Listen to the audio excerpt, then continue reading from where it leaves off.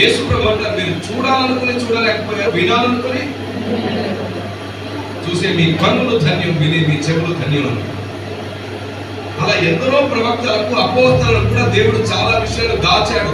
ఎందుకు నేను ఈ మాట అంటున్నానంటే, ఒక పెద్ద మాట అంటాను, మీకు జీవనం అవుతుందో లేదో నాకు తెలియదు. నిజంగా సంఘం అంటే చిన్న చిన్న విషయాలు మోటివేషన్ మెసేజ్లతో ఆగిపోకూడదు. సంఘం మనమే దేవదూతలకు మోటివేషన్ అవ్వాలి. మన స్థాయి చాలా గొప్పది. మహిమోన్నతమైన స్థానంలో దేవుడు మనల్ని పెట్టాలనుకుంటున్నాడు. ఒక మాట చెప్పాలంటే ఆయన పక్కన సింహాసనం మనదే. నువ్వు సింహాసనం చూపిస్తే చాలా నీ ఇష్టం అయినది కాదంటాడు. కూర్చోడు, పక్కన కూర్చొని పెట్టుకుంటానంటే దానికి యోగ్యురాలు యోగిని కాదు. కేవలం సింహాసనం కాళ్ళు తుడుచుకొని బతికేస్తాను. నేను నమ్మించకుండా నీకు జరుగుతుంది కాదు. నేను మాత్రం రాజీ పడాలనుకోవట్లేదు. పరలోక రాజ్యంలో నేను ఏం పోగొట్టుకోలేదు. భూమి మీద ఎంతైనా తగ్గించుకుంటా, భూమి మీద ఎంతైనా అవమానించబడతా, సేవ కోసం ఎంతైనా నిందించబడతా, సత్యం కోసం ఎంతైనా నష్టపోతా, ఖర్చు పెడతా. కానీ పరలోక రాజ్యంలో ఏది పోగొట్టుకోదు. పరలోక రాజ్యంలో నాకు అన్ని బెస్ట్ కావాలి. ఈ లోకంలో ఎంతైనా నష్టపోతారు, ఎంతైనా బాధపడతారు, కానీ పరలోక రాజ్యంలో అన్ని బెస్టే కావాలి. ఆమెనున్న మీలో చాలా మందిలో కొందరికి జెలసీ మైండ్ ఎక్కువ. మాస్టర్ గారు ఏదైనా మంచి విలువైన వస్తువులు వేసుకున్నా, విలువైన వస్తువులు ధరించిన, విలువైన కార్లు వెళ్తున్నా, కొందరికి అప్పటికే కయ్యలు వచ్చేస్తాడు. ఒకరికి సహోదరులు ద్వేషించారు. ఒక మాస్టర్ గారు మళ్ళీ ఇక్కడికి వస్తాను, ఏ పాయింట్ దగ్గర ఆగాను మీరే నాకు జ్ఞాపకం చేయాలి. మాస్టర్ గారు మీకేం తెలుస్తారు మా కష్టం, నేను సైకిల్ మీద బైక్ మీద సేవ చేస్తాను, మీరు ఎప్పుడు నేను తిరుగుతాను.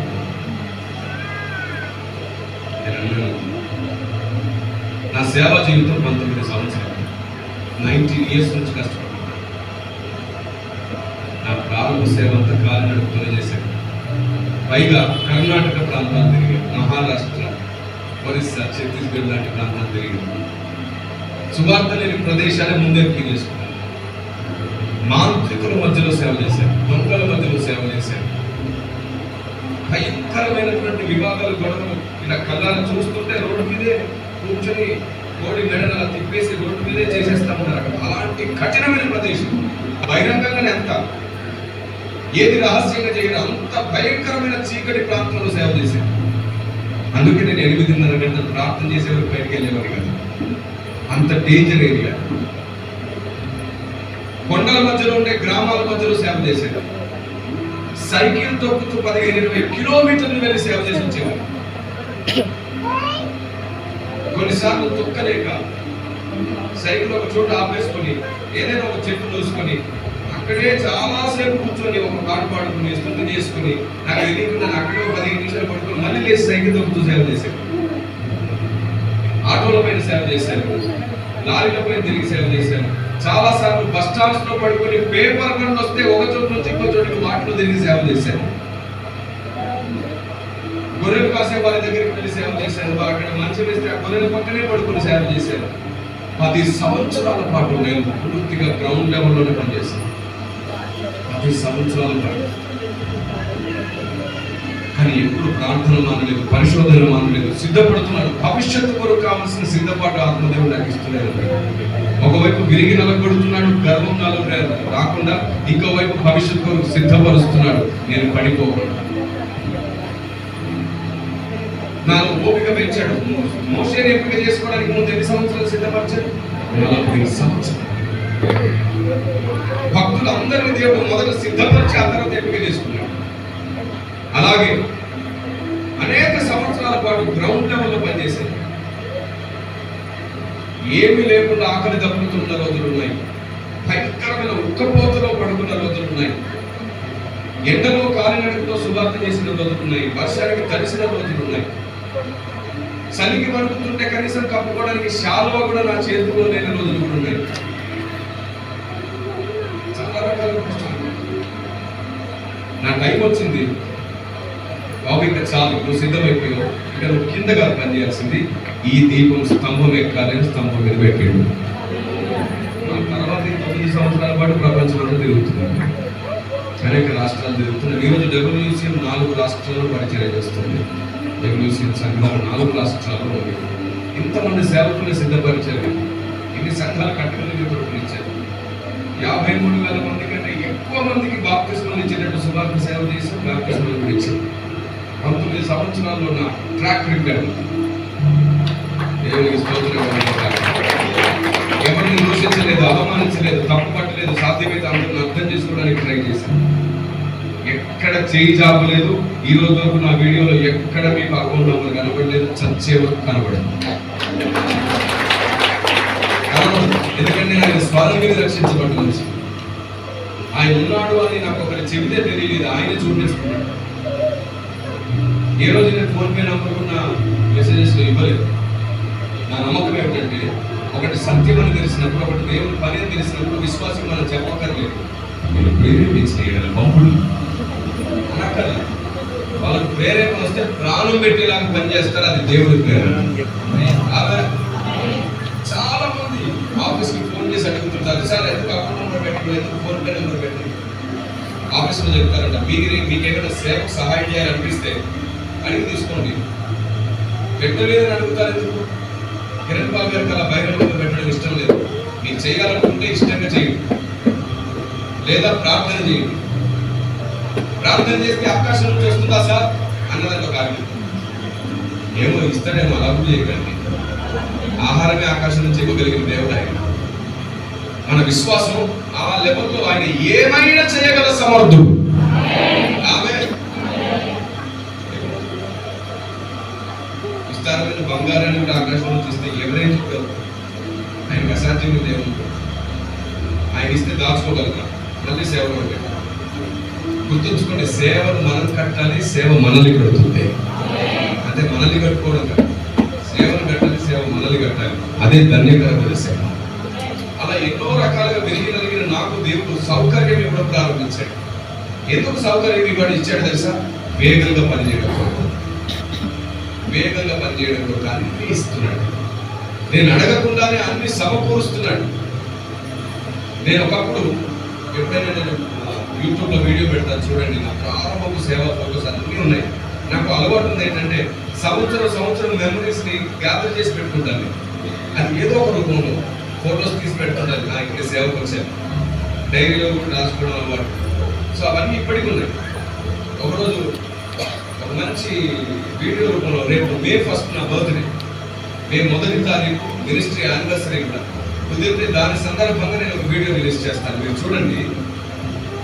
అప్పట్లో నేను వైట్ అండ్ వైట్ వేసుకోవడమే సేవకుడు, వైట్ అండ్ వైట్ వేసుకోకపోతే సేవకుడే కదా అనుకునేవాడిని. గౌట అవగాహన లోపం. తెల్ల బట్టలు వేసుకుంటేనే భక్తుడు, లేదంటే కాదనుకునేవాడిని. తర్వాత అర్థమైంది, హృదయం తెల్లకుంటే చాలు, ఏ రంగు బట్టలు వేసుకున్న నష్టం లేదు. పరలోకానికి వెళ్తే ఏ బట్టలు ఇస్తానన్నాడు ఆయన? మొత్తం తెల్ల బట్టలే. నాకేమో కలర్ బట్టలు తీసుకున్నాను, ఏం చేద్దాం? ఏసైకేమో నష్టం లేదు, వీళ్ళందరికీ చాలా మందికి నష్టం ఉంది. ఎంత పిచ్చి మనుషులు ఉన్నారు. కలర్ బట్టలు వేసుకుంటే భక్తి కట్టమా? మీ నల్ల జుట్టు కూడా తెల్ల వేసుకోండి, మీ నల్ల జుట్టు కూడా తెల్ల దాన్ని లెన్స్ పెట్టేసుకోండి, కనబడదు. కలర్కి ముడిపడి లేదు, భక్తి ఉద్దేశానికి, ఆలోచన విధానానికి ముడిపడదు. అవును, ప్రసంగంలో ఉంది, ఎప్పుడు తెల్లబట్టలు వేసుకోవాలి. ఎందుకు అన్నాడు? ప్రశాంతత కోసం, సమాధానం కోసం, పీస్ఫుల్నెస్ కోసం. అంటే అది చూస్తూ ఉంటే ఎప్పుడు తెల్లగా ఉంటే కొంచెం ప్రశాంతంగా ఉంటారు. ఇంకా ఈ భూమి మీద సమాధాన పడడానికి కొన్ని మార్గాలు చెప్తాడు, అంతే. అది సిద్ధాంతం కాదు, అలా వేసుకుంటేనే భక్తుడు అని ఏం చెప్పుకుంటాం. బైబుల్ దేని సిద్ధాంతం చేయదు, మనం దాన్ని సిద్ధాంతం చేస్తాం. అందుకే లోకానికి ఇప్పటికీ మనం అపార్థం. మీరు చెప్పండి, క్రైస్తవుడు మంగళసూత్రం వేసుకోకూడదా? అది సిద్ధాంతమా?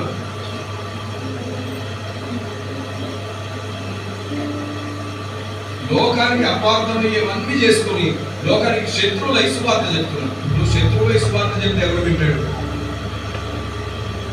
ముందు వాళ్ళకి చెప్పండి, మనం ఏం మతం మారలేదని. ముందు వాళ్ళకి అర్థం కానివ్వండి, మనం ఏదో ఆచారాలు సాంప్రదాయాలు మార్చట్లేదని. ముందు వాళ్ళకి తెలియనివ్వండి. మనం కేవలం సత్యమై ఉన్న దేవుని గుర్తుపట్టామని వారికి అది అర్థమయ్యేటట్టు నడుచుకోండి. అలాగా మనం ఏదో వాళ్ళకి సపరేట్ గా మనొక వింతైనటువంటి అంతరిక్ష జీవుల్లా. ఒక ఆయన అడిగాడు, ఏంటి సార్ యేసు ప్రభువుని నమ్మితే ఆడవాళ్ళందరూ తెల్లచీరలే కట్టుకోవాలా? భారతదేశ సాంప్రదాయం ప్రకారంగా భర్త చనిపోతే తెల్లచీరలు కట్టుకుంటారు సార్, ఏంటిది అని అన్నాడు. అప్పుడు నేను వెంటనే జవాబు చెప్పాను, మీ మతంలో చాలా మంది కాషాయం చీరలు కట్టుకుని ఉంటారు కదా, ఎందుకు కట్టుకుంటారని అడిగారు. అయ్యో అది నిష్టలో సార్, వాళ్ళ జీవితం సమర్పించుకుంటారు కాబట్టి ఎప్పుడు కాషాయమే. అలా జీవితాన్ని మొత్తం సమర్పించుకొని ఇక నాకంటే ఇష్టాలు లేవనుకున్నది తెల్లబట్టు క్రైస్తవులు వాళ్ళు కూడా బ్రతుకులు సమర్పించుకుంటే. అపార్థం చేసుకోవాలనుకుంటే తల్లి మాట కూడా అపార్థమే, తండ్రి మాట కూడా అపార్థం. అర్థం చేసుకోవాలంటే శత్రువు మాట కూడా అర్థమైపోతుంది. భక్తి సాధన అంటేనే అర్థం చేసుకునే బుద్ధి. వెంటనే ఆయన క్రైస్తవ్యాన్ని అర్థం చేసుకున్నాడు ఆ విషయంలో. ఓహో, అందుకే మీరు అందరూ కాకుండా కొందరే తెల్లచీరలు దుప్పట్లు వేసుకుంటారనమాట. అవును, ఇంకా ప్రతినిధి నేను ఆయన కొరకు బ్రతుకుతాను, నాకు వేరే ఇష్టమే లేదు, చివరికి బట్టల విషయంలో కూడా నాకు ఇష్టం వద్దు అనుకుని కొందరు సమర్పించుకుంటారు. అది వారి వ్యక్తిగత సమర్పణ. అలా అందరూ సమర్పించుకుంటేనే సమర్పణ అంటే తప్పు. ఎందుకంటే బిల్లి గ్రహం గారు ఎప్పుడు నాలాగే వేసుకుని తిరిగాడు. ఆయన ఇక్కడ తెల్లబట్టలు వేసుకుని తిరిగే వాళ్ళకంటే గొప్పోడు కాదని ఎవరైనా అడగలరా? కాబట్టి బట్టలతో గొప్పతనం భక్తి ముడిపడి లేదని వారి సమర్పణ ముడిపడు. ఎప్పుడు వైట్ అండ్ వైట్ లో కనబడే వ్యక్తులను చూడగానే మీరు ఏమనుకోవాలి? తమ సొంత ఇష్టాన్ని కూడా వద్దనుకున్నారు. ఇంకా భక్తిలో స్థిరంగా ఉండడం కోసం, తమ మనసు బలహీనం కాకుండా ఉండడం కోసం అలా కేటగిరికల్ గా ప్రతిదాన్ని సపరేట్ చేసి చూడగలిగిన రోజున దేవుడు భవిష్యత్తు కొరకు నేను బ్రతికిస్తాడు, వాడుకుంటాడు. ఆమేన్. విచిత్రం ఏంటంటే ఆనాడు పౌలు చెప్పినా యేసు ప్రభు చెప్పినా కొందరికి అపార్థమైంది. ఈ రోజు మనం చెప్తే కూడా అందరికి అర్థం కావాలని మనం ఎప్పుడు అనుకోవద్దు. ఎందుకంటే బుద్ధి లేని సంఘం భూమి మీద ఖచ్చితంగా ఉంటుంది, అది విడవబడుతుంది. ఆ బుద్ధి లేని సంఘంలో గురువులు ఉంటాయి, వాటి వల్లే సమస్య ఎప్పుడు ఉంటుంది. వారే దురుసుగా మాట్లాడతారు, అహంకారంగా మాట్లాడతారు, లేని అర్థాలు పుట్టిస్తారు. నేను ఒకసారి ఒక ప్రసంగంలో చెప్పాను, ఈ సమస్త సృష్టిని చేసేది కుమారుడైన దేవుడు, తండ్రి అయిన దేవుడు కాదు అని చెప్పాను. దాన్ని ఒక అపార్థం చేసుకున్నాను. నేనేం చెప్పానంటే తండ్రి అయిన దేవుడు కుమారుని ద్వారానే ఈ సమస్త సృష్టి చేయించాడు అని హెబ్రీ పత్రిక 1వ అధ్యాయం 2-3 వచనాలు, 11వ అధ్యాయం 3వ వచనం ఆధారంగా చూపించారు. కుమారుని ద్వారానే సమస్తం నిర్మించబడ్డాయని ఉంటుందని. ప్రపంచంలో దేవుని వాక్యం వలన నిర్మాణమైనవని ఉంటుందని. తండ్రి అయిన దేవుడు కుమారుని ద్వారా చేయించాడని నేను గడిచిన 10 సంవత్సరాలుగా చెప్తుంటే ఒక ఆయన నన్ను అపార్థం చేసుకుని నా గురించి తప్పుగా ఒక వీడియో పెడతాడు. కిరణ్ పాల్ గారు తండ్రికి సృష్టి నిర్మాణానికి సంబంధం లేదని చెప్పాడని.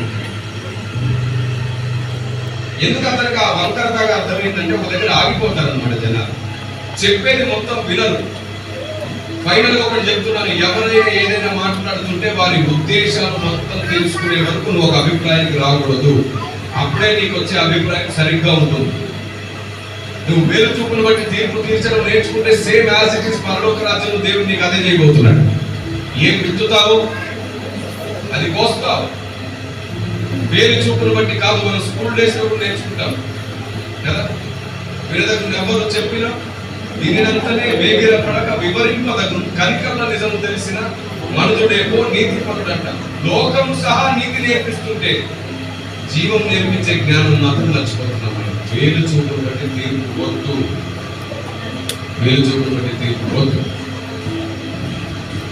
మన ఆలోచన విధానం ఎంత నాణ్యతగా ఉంటుందో దేవుడు మనల్ని వాడుకోవడం అంత ఖచ్చితం అవుతుంది.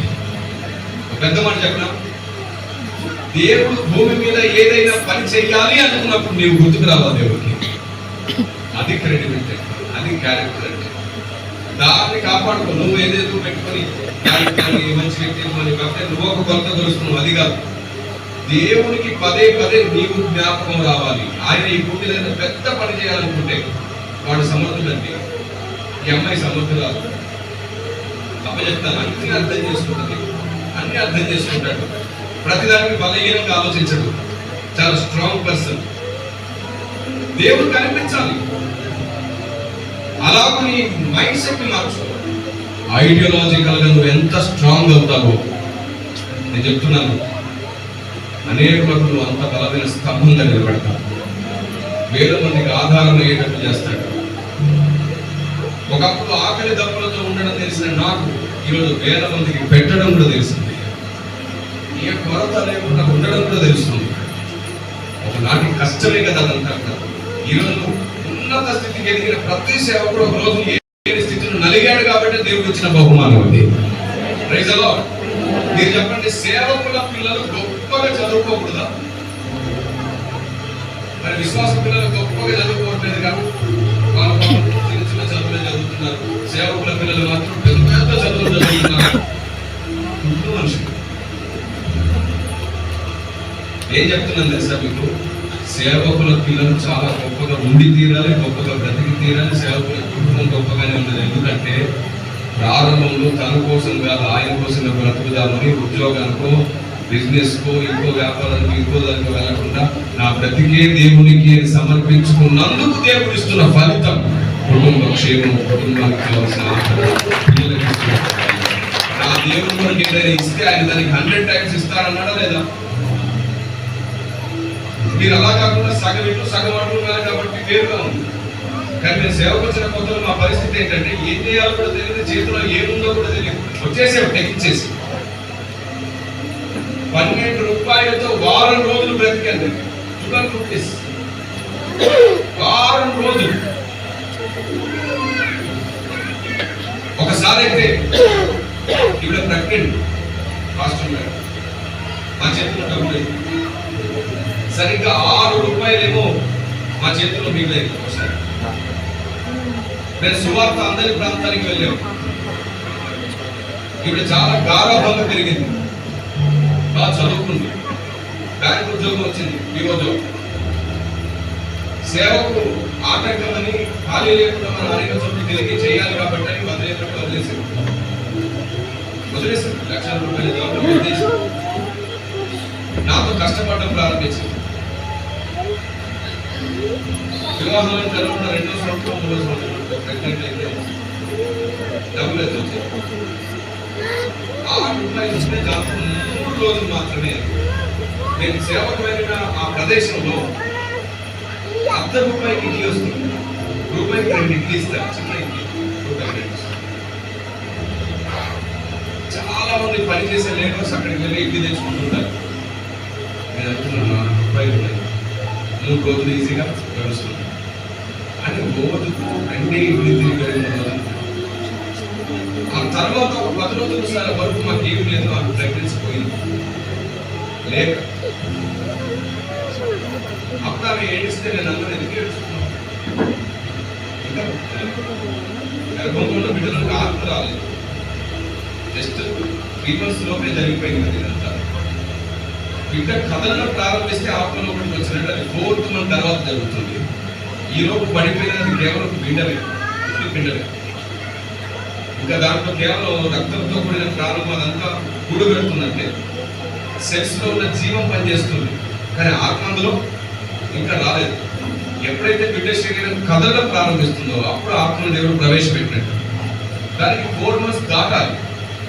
ఏం సిద్ధించకండి, అది జస్ట్ ఒక పదార్థం మాత్రమే, పుట్టి పిండం మాత్రమే, బిడ్డ కాదు. బిడ్డ కదిలినప్పుడు బిడ్డ, కదిలినంత వరకు జస్ట్ పిండం మాత్రం.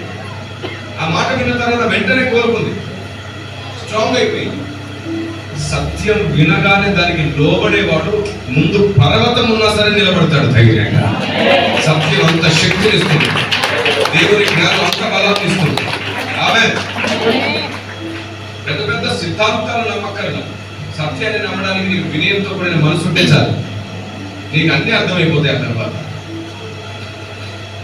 అలా ఎన్నో భరించాం మేము, ఎన్నో పోగొట్టుకున్నాం దేవుని కొరకు. నా బంధువులు యేసుప్రభుని నమ్ముకున్నావు, నీకు ఆస్తిలో చిల్లి గమరాదన్నా, సరే ఇంకొకమైనా పర్వాలేదన్నా, ఆలోచించుకో, ₹1,00,000 పోగొట్టుకోదు అన్నా. నాకేం అక్కర్లేదన్నా, నాకు తెలియకుండా, ఎందుకంటే ఆయన స్వరం విని కదా రక్షించబడ్డాను, నాకు ఆయనే కావాలి. తల్లిదండ్రి ప్రేమ లేనప్పుడు మీరు మమ్మల్ని ఏం ఆదరించలేదు, ఈ డబ్బుతో నాకేం పని లేదని ఇస్తాను. అందరూ నన్ను తిట్టేశారు. బుద్ధి లేని వాడు, మీ నాన్న కష్టార్జితం అది, మీ తాత కష్టార్జితం అది, కోట్ల రూపాయలు ఆస్తి. ఏమక్కర్లేదు. వేలు ముద్రలు తీసుకున్నారు, సంతకాలు తీసుకున్నారు, దాదాపుగా 4-5 బాండ్ పేపర్స్ మీద పక్కాగా నాది నా తమ్ముడిది, ఇంకా మళ్ళీ మేము తిరిగి అడగకుండా మొత్తం లాగేసుకున్నారు మా దగ్గర నుంచి. ఏమి లేదు. ఇప్పుడు వాళ్ళు మమ్మల్ని అడుగుకునే స్థాయికి, మేము ఇచ్చే స్థాయికి వచ్చేసాం.